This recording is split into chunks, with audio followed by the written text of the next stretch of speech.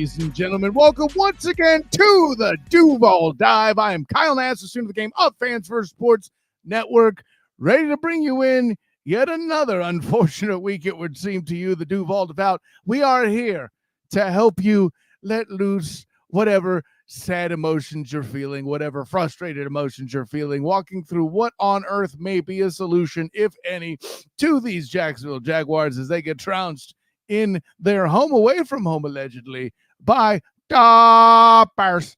I know I had said that this game was a dangerous game potentially back in the preseason. I didn't think I would be this correct in saying so, but to help us all figure out where it started going wrong and kept going wrong for the Jacksonville Jaguars, I'm going to bring in my man, my personal champion, and who knows, maybe he'll be leaning on me today. I don't know, but I know I'm going to lean on him plenty. Travis D. Holmes, Big Cat Country. What's going on, Bond? I'm doing good. Weirdly, I'm actually not drinking myself off a chair or ready to hang myself. I'm good. I'm actually good. This is actually close to in the realm of possibility that I kind of saw this game going. It just went so much worse in all the ways, but we'll get into it. I think Travis has reached the acceptance portion of what of what's what is it of I forget, it's the accepted portion. All the different stages, the stages of the now, acceptance, Yeah. anger, yeah, all of that. Yeah, I'm already there. But we hinted on this on the Wednesday Duval Dive Pod. So again, I don't want to spoil the material, but we will get into it. I kind of had my concerns about what this might be versus what it looked like it was after watching the film. So it is what it is. This Jaguars team, exactly, they are who we thought they were, and they didn't let us off the hook. That's what it came down to. Was to let us off the hook. Look at you going full Denny Green on Cats. Listen, it's getting to the point I have to ask that question. What element of the Duval Devout is old enough to get that reference? I mean, I met Matt Leinart the other day when he was here in town for Fox Big Noon Kickoff, and he's got salt and pepper in his beard now. Two things he didn't have back when that statement was made, and he was an Arizona Cardinal. By the way, you can still check out me interviewing him on the Black and Gold Banner at YouTube channel. So there's that as well. Got the bell ready, Travis Holmes. Listen, somebody's got to be on point in this matchup, whether it's the Jags or not. Anyway, let me get to it, man, because it was interesting to me to see the Jags defense. They hold them to 2 3-and-outs in the scripted play portion of what they're doing. Yeah, okay, the Bears get a touchdown in the second quarter. Ish happens. Andre Cisco comes in with an interception. That's uplifting, but then somehow or another it's 14-3 at the half. Now, granted, without Andre Cisco's pick, this is potentially a 3-score game heading into the second half. At least that didn't happen. But where did it start to go wrong for the defense, Travis? I mean, honestly, it was wrong even on Andre Cisco's pick. Let's be real clear about this. I was wondering if we were going to say something like this. I had that. Cisco was beat with any other quarterback. Like, again, Caleb's a rookie. They line up in press man coverage. He reads the throw late, which is weird because it was a one receiver route. But he still read it late and throws it short, throws it inside. If he throws it and on time, even inside and short, it's still probably a touchdown. Like, he actually just threw a bad ball and late, and Cisco made him pay for it. Good job, Cisco. But I wanted to be clear about that. Even then, that touchdown probably should have taken place because it was already just bad at that point. And to your original statement about getting off the scripted plays, yeah, that was actually my write-up on BigCatCountry.com on recapping the game that was the fact that as soon as the scripted plays were done, the Jaguars offense fell off a cliff. The Jaguars defense fell off a cliff. The Chicago Bears offense went into their hurry up mode and a lot of 11 personnel, and they just started just destroying this Jaguars defense. And the Jaguars offense kept making mistake after mistake after mistake, whether that's the 3 touchdowns that was dropped. You have the multiple fumbles where the Chicago defense kept punching the ball out. Like, I'm like, dang, that's what an aggressive defense looks like. Oh man, like This is what Ryan Nielsen's defense wants to be and generally claims to be, but wow, it just looks like night and day when you actually see a team that's actively punching the ball every time. They only had the 2 fumbles forced, but you can't tell me you didn't see the Chicago Bears defense punching that ball at least 4 other times in that game. Like they were trying to get the ball out. Like, boy, we are so far away, which is so wild to say in year 3. And of course, when you say year 3, you mean with Doug Peterson, of course. With Doug Peterson, correct, under this leadership. Well, and so I feel like there's a certain element to that Caleb Williams wasn't really made uncomfortable until the second half of the game. I mean, would you maintain with that? Yep. And this was something that I talked about on the Bears Underground podcast on Wednesday. Is the Jaguars had, I said then, I'm like, if the Jaguars do what I think they should do, I think they have a solid opportunity to win this game. And that was line up in press man coverage. Even if you don't play press all the time, line up in that coverage, make Caleb hold the ball, make him feel uncomfortable, do those things. And I feel like they'll probably be fine. Like even on Andre Sisco's interception, it was a bad throw. They threw it to work. They threw it late, but that was because they line up in press man coverage. It was 3rd and 1, and he's struggling to see the field. And all of his great best plays, they played a lot of zone coverage, or if it wasn't zone, they were just playing their man coverage from an off technique, giving these guys clean releases off the line. Like when I did my film workup, that was the first thing I came to after watching every single Caleb Williams throw is you obviously have to put these guys into press coverage. And for whatever reason, the Jaguars just didn't. And I don't understand that. I don't. If you're a press man team, why aren't you doing press man things? Ronald Darby struggled in the few opportunities he did have in press coverage, and maybe that was it. Maybe they just felt like they just couldn't do it, or maybe it was the tempo that Chicago was running that took them off of it. But I don't understand it. You make him beat you. You don't give it away. Yeah, well, and I can see the logic of Darby and Moore not being the matchup I want to see either. If I'm Ryan Nielsen, I almost said Ted Roof. That's another bad game I had to sit through this weekend, for goodness sake. No, I can see why Ryan Nielsen may not enjoy that particular matchup. That makes sense, but I mean, at some point the question has to be asked, what can you do? I mean, I don't mean to make excuses, but the other schematical elements of Tyson Campbell still being out is a question. I mean, at this point, when do you bring him back is a thing. I don't know how much he would have helped. Maybe more would have gotten past him all the same. I don't know. But well, again, that's a bad creation of a roster. If you were having to have the conversation of we have to have this guy here or it just doesn't work, and he's not a quarterback. Like we're talking about that for a defense. Like, hey, we have to have Tyson Campbell or all of this just blows up and it doesn't work. Well, dang, if it's that bad, then fire your GM tomorrow. If it's truly that bad, then maybe you need to be going as a DC. I mean, first of all, we've had the Trent Baalke needs to go conversations on this very podcast, and I'm sure they'll come up further going ahead. But I mean, when you have that, when you're relying on rookies to step out, as Darian Jones, had to take the field as well. When Darnell Savage finally comes back and then he's concussed and leaves the game again, it gets a little nutty when it comes to that whole situation with the DBs. And again, I don't mean to make excuses with them outright. But I know that Darby wasn't ever intended to be covering the number one guy, and here we are. Like I would think he's about the third choice for that. So but and again, I love DJ Moore. He's a really good dang receiver. But this league is full of DJ Moores, and it may be and maybe it's not like 32 DJ Moores, but damn it, you probably have 15. Like I don't think that's unreasonable to say. So if you are number 2. I mean, that's not significantly different than someone like a Waddle, who's the second best receiver on Miami Dolphins. You can't hide guys on the field. In week 1 was right. My point is, you just can't hide these guys on the field. So if you can't guard that guy, then I'm sorry, you got to go too. Like, I don't know what to say. But again, this goes back to roster construction, which we all know, man. I wish somebody like Shad Khan would listen to us instead of The Athletic, the New York Times, and actually figure out what people on the ground actually know about his team. Maybe that will help him make the right decisions and get these guys out of the paint, because this is obviously not working. Yeah, well, I mean, Ray Charles called. He said that he also sees it's not working here, Travis. I thought I just threw that out there. Anyways, Hmm. no, and I think there's an element there too. We mentioned, I mean, the combination of DB struggles and no pressure is absolutely the way you end up giving up, what is it, 35 points. Yeah. So, I mean, there's that. I mean, credit to Andre Cisco for keeping it from being a 40 burger, I guess. I don't know. But let's jump over to the offense. I'm going to get this out of the way first because I know all the Trevor haters are going to come crawling out of the woodwork. I obviously hated the interception. Who doesn't? But beyond that play, well, how would you evaluate Trevor's performance? Well, that was weird, man. Because Trevor's performance, I didn't think it was.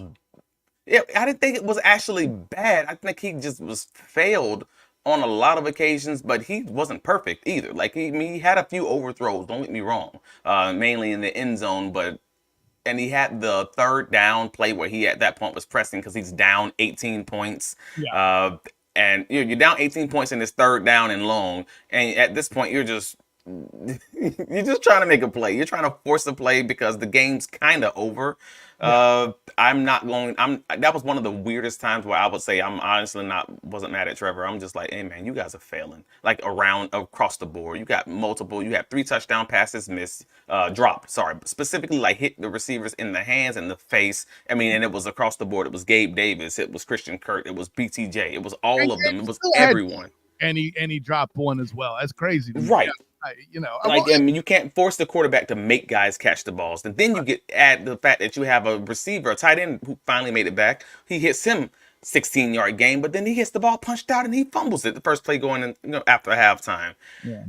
This ain't Trevor. Like I would love to say, like I mean, he wasn't perfect, but sure, but this ain't it. And that sucks to have this conversation again about the fact that it's the supporting cast, because how often will you keep saying that before people be like, man, this is sound like the same thing over and over. You always say it's a supporting cast, but damn it, look at the tape. It is. I don't know what to say. Well, I'll put it this way. If Trevor's constantly performing well and he's doing it consistently, then yeah, we're going to say the same damn thing. I mean, I don't know how we can't. To your point, the all 22 as the altar upon which you, Travis D. Holmes, worship. The fact and truth of NFL football is that all 22.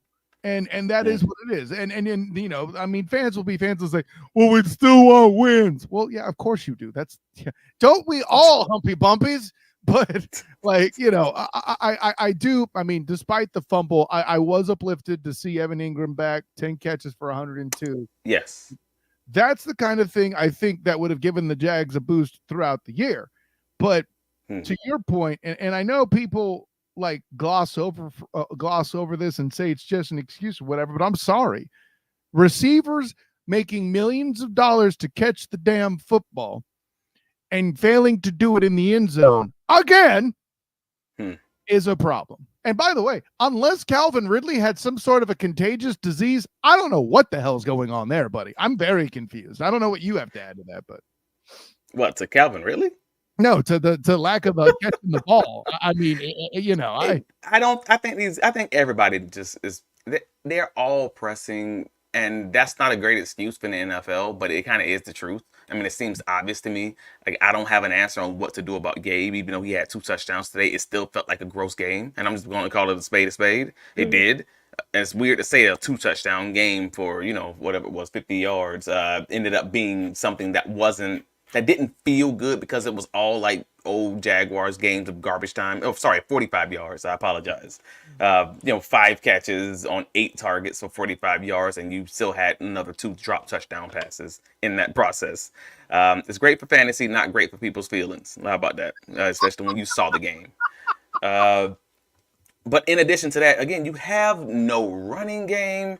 Like, what did you do, man? Like, it was everything. It was the false start penalties. It was the dead ball penalties. It was the defensive pass interferences. You gave up 3 first downs on penalties on one drive where they ended up scoring a touchdown, and you just can't get out of your way. This is the epitome of a badly coached team in every way. On defense, unfortunately, I have to say that, even though I think that Ryan Nielsen's a great coach, I think that Chris Richards is a great coach. And it doesn't show on the field, and unfortunately, that's coaching. It's coaching. It's coaching. It's coaching. It's coaching. It's players also. It's Trent Baalke. It's all of them. It's everyone that Shad Khan seems to have a belief in for whatever reason, even though the evidence on the field does not support it at all. As soon as that comment came out from the Florida from Jacksonville.com, Demetrius Harvey had a conversation with Shad Khan in which he basically essentially stated that he still believes. Yeah. I gotta get Deme a bill. I mean, Deme's always doing great work, man. Shout Yeah. out. Well, yeah, I believe in the players. I believe in the coaching staff. I believe in Trent Baalke. Uh, cool. I'm happy you do. But is that based? What is that based on? And then he had this other comment that basically essentially stated that, if you look at the games that they were close and they were near losses. I mean, other than the Buffalo game, and I'm just sitting here like that sounds like loser talk. And I said it then. That sounds like loser talk. Maybe I'm just thinking like this as a former athlete, but I don't believe in that. That's a moral victory, and I don't believe in that. That's loser talk. I And think I think there's an element too where he's trying to explain or take away any, lacking a better word, heat or something mm-hmm, like that he's not mm-hmm. intending on firing these guys mid-season. I think that's why he's answering that the way that he is. But then again, how many times have we seen it in this league, Travis, where somebody goes, "Hey, I believe in so and so," and it's as they're signing the pink slip at the end of the season. You know what I'm saying? So like, But that was originally what I thought. Like maybe that's what's going on. Because you know what, they can still have an opportunity to win the AFC South.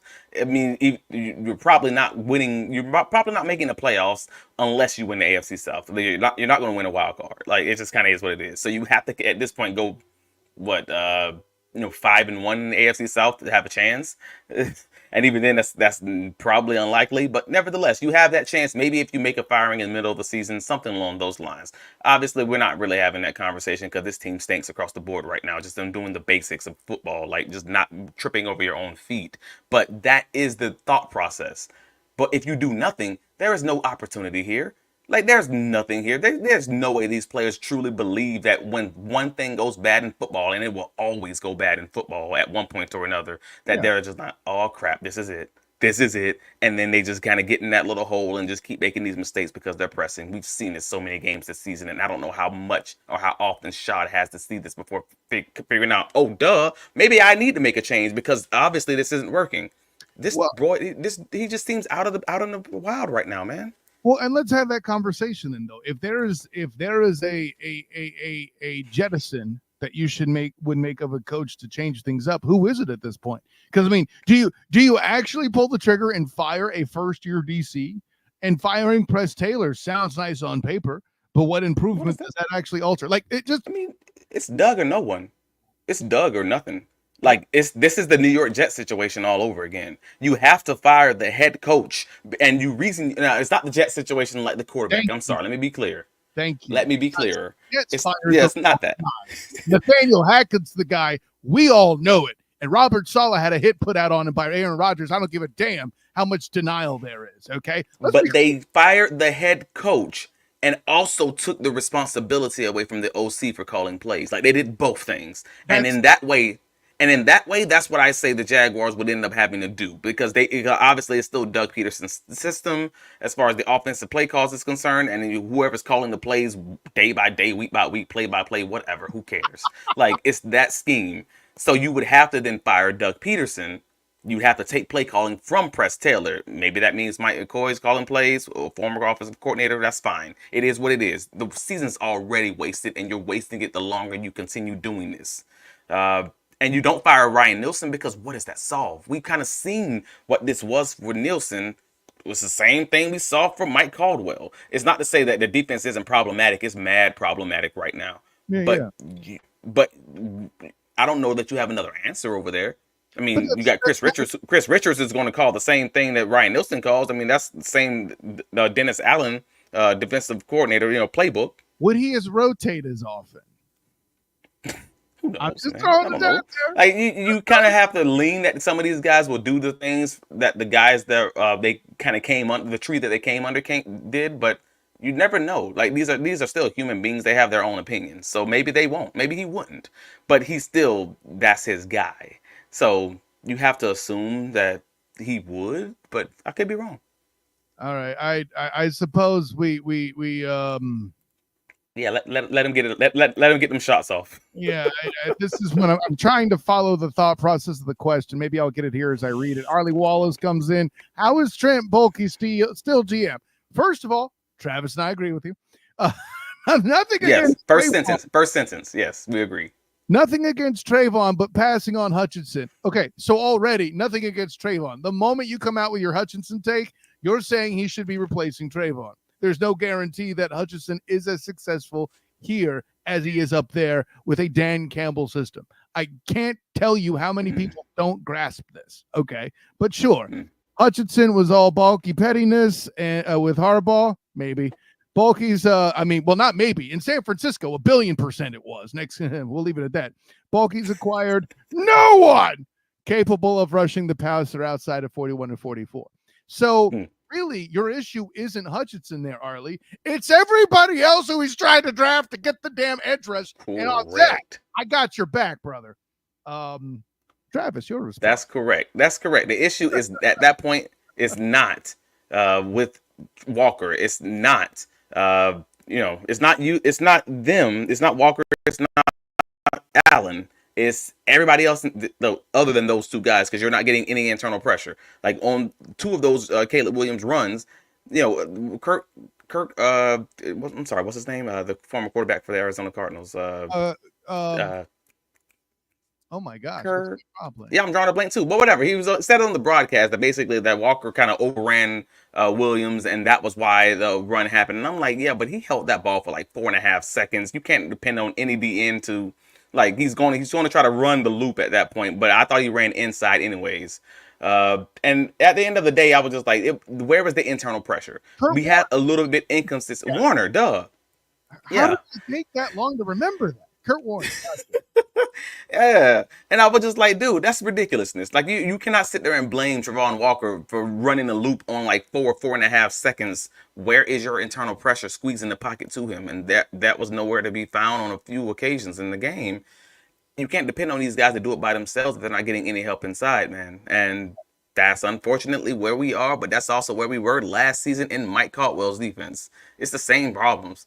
That don't sound like the guys coaching it. That just sounds like the personnel being put together. At least occasionally Foley would be healthy enough in the middle to do some damage and stop some run, and he just couldn't stay healthy. Much love to Fatu Kasi. Of course, he is a favorite of me, at least. I'll put it that way. Yeah. And I'm not going to say I'm disappointed by Eric Armstead. I knew he was kind of a risky investment. The Jags got him at a steal of a price, and it was a button that should have been pressed and a trigger that should have been pulled, 1,000,000,000%. But how much they're moving him around with the stuff, and I don't know how much they did at this game, but like him appearing at defensive end entirely too much just because he wants to, I guess. I'm going to use the word mismanagement here. And I was confused by the Caldwell firing myself. You were a lot more passionate about it than I, it being your house. I get it.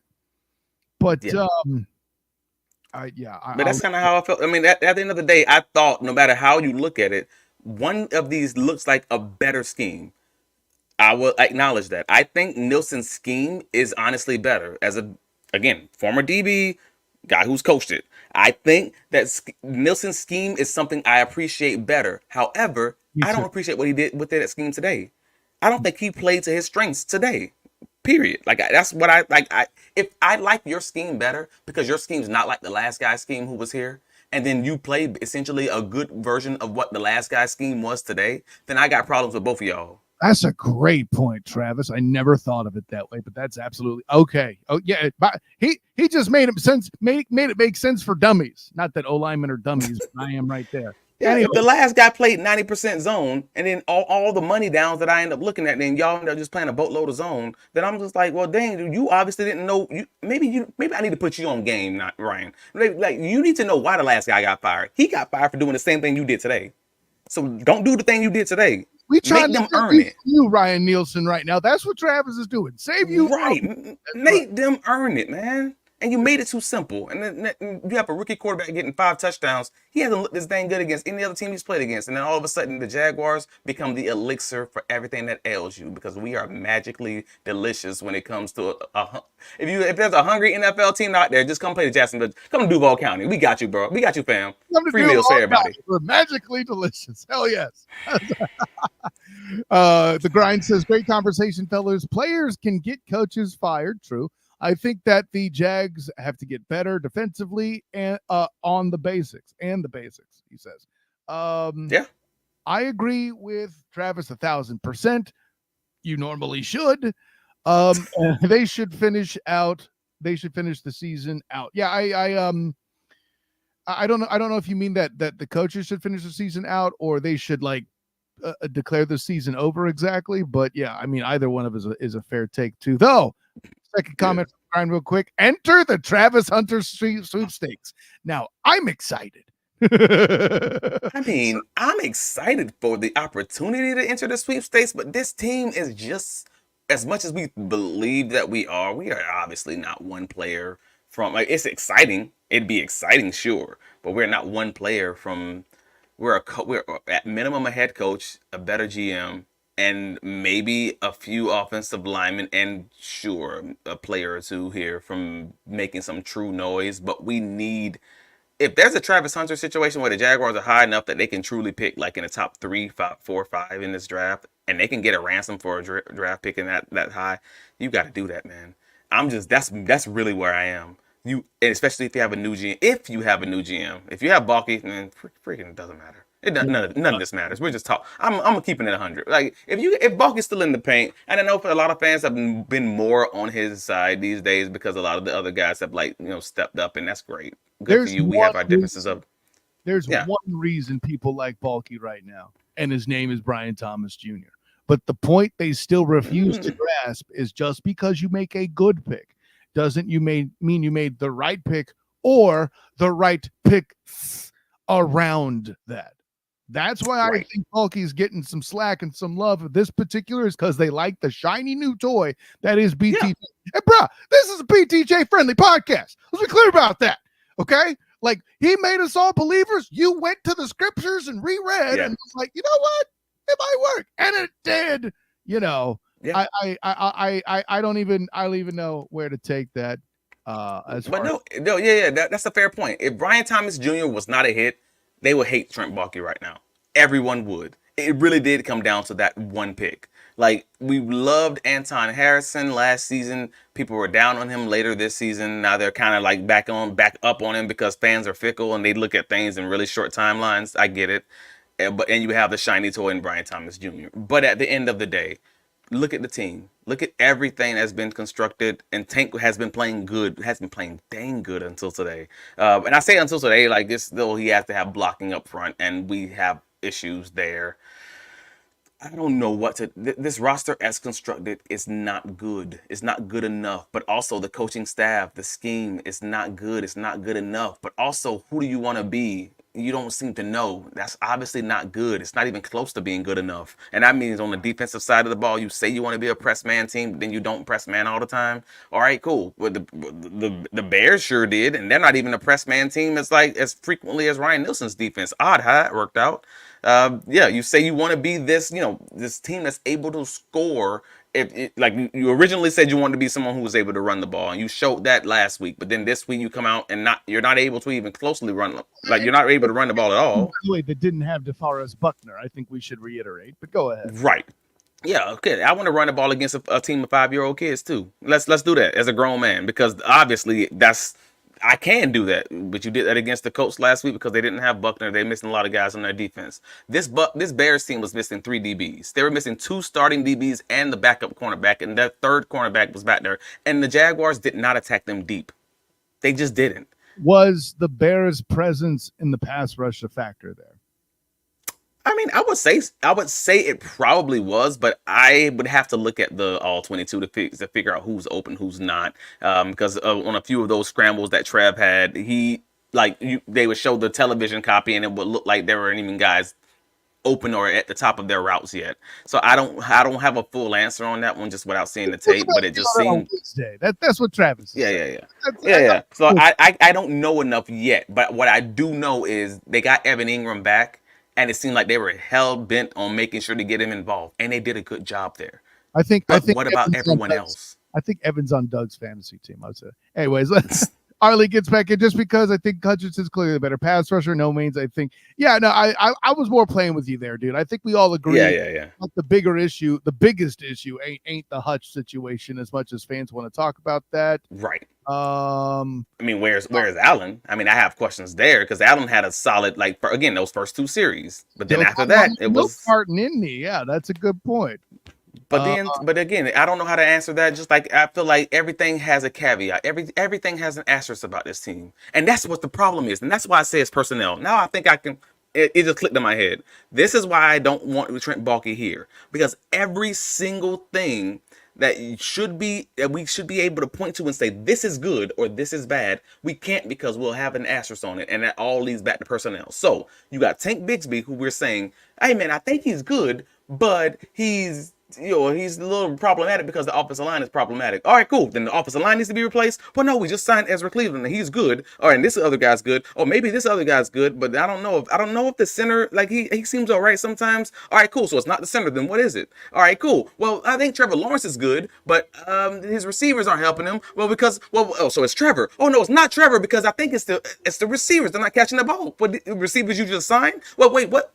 Everything is related to everything because it's a team sport, but it all sounds bad because of you or who are picking the players, Trent Baalke. Like it's all related because it's a team sport, but you can't just say it's this one thing. It all stinks, which means you got to take it all down to the studs and rebuild this bad boy. So if you're asking, if Trent Baalke asks you what's going on, you're going to give him your best Soulja Boy impression and go, "You." Is that it? Is that what we're at? I mean, if Trent Baalke would never ask me what's going on. Let's be clear about this, because Trent Baalke, I don't think Trent Baalke's gonna ever ask anybody. Soulja Boy, let me have that one. Come on. No, man, I don't think Trent asks anybody else what's going on because he's the smartest guy in the room, obviously. That's the fact. By the way, I do have to give Corey, man, his shouts. He's the guy coming in from the grind, better known as Black Jesus. So, well, hey, listen, shouts to Sertoba Media involvement there too as well. Good to see you jumping in, Corey. I know you'll be eventually watching your Dirty Bird too and making me look real smart so far. With all of that, man. Let's see. And Arlie comes in. This is when it's up your alley, buddy. How do you evaluate the Mason Smith pick now? Seems like a stretch given who was still on the board when Baalke took him. I don't have a true evaluation right now because that was a pick that we knew was supposed to be someone who's able to. Well, we originally thought, all right, maybe they got Armstead in the paint. They know he's coming off of a surgery. He's not gonna be playing full snaps. They're gonna give Armstead a lot of these snaps and then bring in Mason to kind of give him a breather ever so often. You shouldn't be expecting him to get major snaps. You should be expecting him to get maybe around 30% to 40% of snaps when Eric's off the field. That was my original assumption. And that's not how it's going at all. I don't even know what to think about the plan. Like, again, that was all based on what I thought, his size, as far as his profile was. He would just play that Eric Armstead role and develop under him and behind him. Cool. That ain't how it's happening. No. It's been Mason playing, 20%, maybe 25% of snaps inside. Eric playing by the way, right? There's that. Yeah, if he's active. And then they'll have Eric outside and inside and doing this whole little song and dance, this two-step, and I don't know what to call all that either. So Mason, overall, he's been fine. I'm not going to say he's been bad or good. He's just been there. And that kind of feels like an indictment just because, again, to your point, there was options available. You could have drafted O-line. You could have drafted, interior O-line. There was a few things there, and it's well, maybe it'll be better developmental. It'll be a better developmental pick than it was at, the first, at the time of the draft. But it is what it is. And hopefully the person who drafted them won't be here, in the future for us to figure it out. Here's how I'll respond to Arlie, which this is a good question, man. This is not us dissing you at all by saying kind of a maybe with the Smith evaluation. But I will take your point about there being other options. Like, let's say they pick another O lineman and they hit a fraction of as they did with Anton his rookie year, right? and this is somebody else who could protect.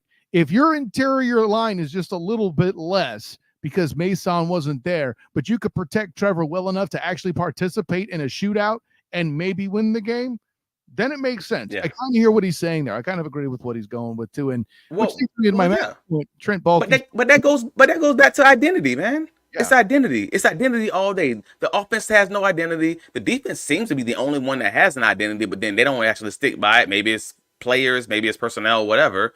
But it just feels like nobody seems to know what they want or what they want to be. So even with Mason's situation, we're asking the question of what do we think of the Mason Smith pick? Meanwhile, they're still rotating defensive linemen like this is a dance, a freaking cha-cha slide. Like, I don't know what's happening here because, again, he's not even getting the snaps to truly evaluate him well, other than maybe saying, all right, cool, I think he's fine. He got, one quarterback hit, one sack, one pressure today.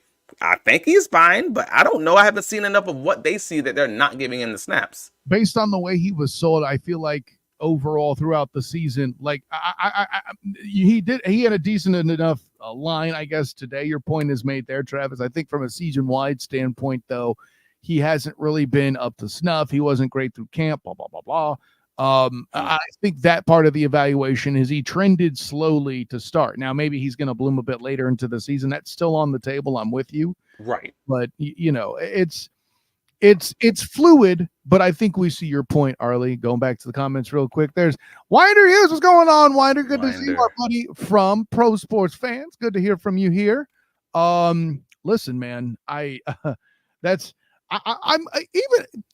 to give shouts to the Duval Devout today, Travis Holmes. They're coming in with the intelligent questions today, even though you could have just come out with the, fire Trevor and gossip.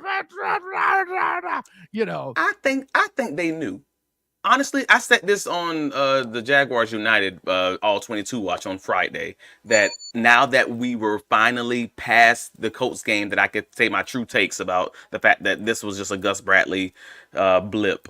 The Jaguars played well against the Colts because they were playing Gus Bradley, and shout out Gus Bradley. You truly are Duval till you die, sir. I appreciate you. Like, he's always giving Trevor Lawrence a career day or a great game because he plays this passive cover 3 scheme that is not aggressive, and he does it more often than most other NFL teams. And then Trevor just picks him apart underneath. Like, this is what they do, and that was always my question. Like, I said, I was never going to get high on this Jacksonville Jaguars until they showed me this. They showed me that success against a team that wasn't Gus Bradley.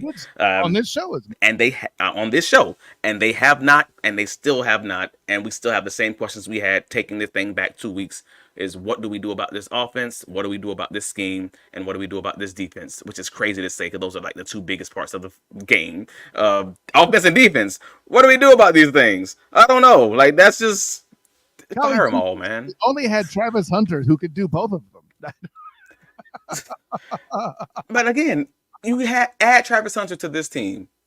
No, it ain't. Are they above 500? Same coaching staff, same everything else. Are they above 500? Like, I don't believe that. Does a lot of stuff, but he can't block. I'm with you, buddy. I got it. I don't know. Yeah, I don't know that I believe that. So, like, even if you add Travis Hunter, you still need a new GM. You still need a new coach. You still need a new OC. Possibly even a new DC. Like, I don't even know what to think there because it's so hard because there's so many but, like I was referencing earlier, that everything ties into everything else and it's all off. So maybe Doug hasn't lost the locker room. Cool. Congratulations. Golf clap. That don't mean nothing right now, man. Y'all suck. And that's what it is. Yeah, that's what it is. If that's the bar, if the bar is kicking kickers on the field and not flying back with your team from Cleveland, then we already lost. And because that goes back to that Shad Khan quote. I'm like, dang, man, you sound like a loser. You're a billionaire and you talking like a loser. You're not talking about somebody who's here to saying sweep the leg.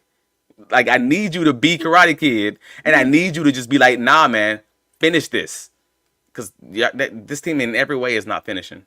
You need Sensei Barnes talking to Mr. Lawrence. I see what you did there. The depth of that work. So do you have a problem, Mr. Lawrence? And all I want to see from his beautiful long locks before he throws the football is, no, Sensei. So that would work for me. Let me get in here. The comments real quick. Hef chimes in. Here's an honest question. When is it the players can't execute the scheme the staff want to use? The player evaluation process is terrible. This goes for the play. I mean, we kind of alluded to this. Yeah. Let's Yeah. go, Oh, Hef. Travis is excited. The point you're making. Nah, let's go, Hef, because you saying what I'm saying. So if you don't have an identity and you have a GM who is just drafting guys, he's just drafting the best guys he can draft, but you also don't have an identity, then you don't have the ability to draft guys with what you show in your mind, with what you have in your mind. Like, I need a guy that's doing this. You're just drafting based on long arms and metrics and all this other stuff, but you're not drafting the best guys who can do what I need them to do because I don't know what I need them to do.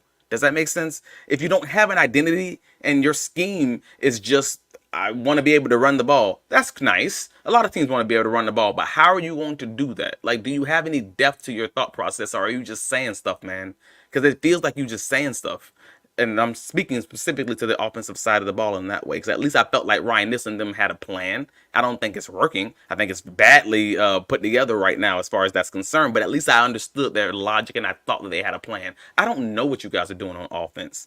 So yeah, that's the GM and the coaching. That's the GM and the head coach not being on the same page, and it also could simply be that the head coach and the OC, those guys running that scheme don't simply have a good scheme in mind, or they don't have an identity, and that's also a problem. Both things can be true. So two quick ones here back to back. John, Travis made my head spin with that team breakdown when you go, well, this is related to this related. It's hard to pick one thing to upgrade when so many things seem to be broken. John, you are precisely right. I think that's exactly. That's what it feels. That's what it feels like to have a lemon. If you ever have a car, if you buy a car at the dealership and they tell you it's a lemon, and then you get the engine fixed, and then it was like, oh no, it was the alternator, and you get the alternator fixed, and it was like, oh well, dang, that still ain't fixed. It was a starter, and you get the starter fixed, and you was like, well, damn it, maybe it was the brake pass. I don't know. It's all testing stuff. That's what the Jacksonville Jaguars are right now. They are a lemon. They are a broken vehicle, because no matter when you think you have it fixed, you don't, because the problem is at the top. The problem is the whole thing, man. That really completely redefines the use of the term lemon booty here. Anyway, I got him. And I love this point too by Hef. This is the one that got me preaching. Let's go. Remember, Sean had Rick Spielman in the building to be potential EVP and decided to run with Trent. I myself, how did you be a member of the Duval Devout, flipped the damn table. So yeah, buddy, you're spitting fire in this here house, homie. Just please don't burn my studio down. It'd be too much work for me to replace. Holy snap! No, that's a great take. It's a great take by these comments. Excellent work today, Duval Devout. In a time of we'll call it a time of crisis for your squad here. I did only see one comment on Facebook during the show. I didn't have a chance to really respond to it yet because I'm not talented enough to do that and this at the same time yet. But yeah, it's interesting. Hef says you should see what Prisco and Spielman said at halftime. We may check that out. I'm sure Travis will throw that out on Twitter there at Travis T. Holmes. Oh, yeah. Now I am curious. I am curious now. See, what does Spielman say? Because I respect Spielman. I said this past all season I thought that they should have brought Spielman in as an EVP, but it sounds like he may not want to do it anymore because he's been taking these advisory roles with a lot of different teams.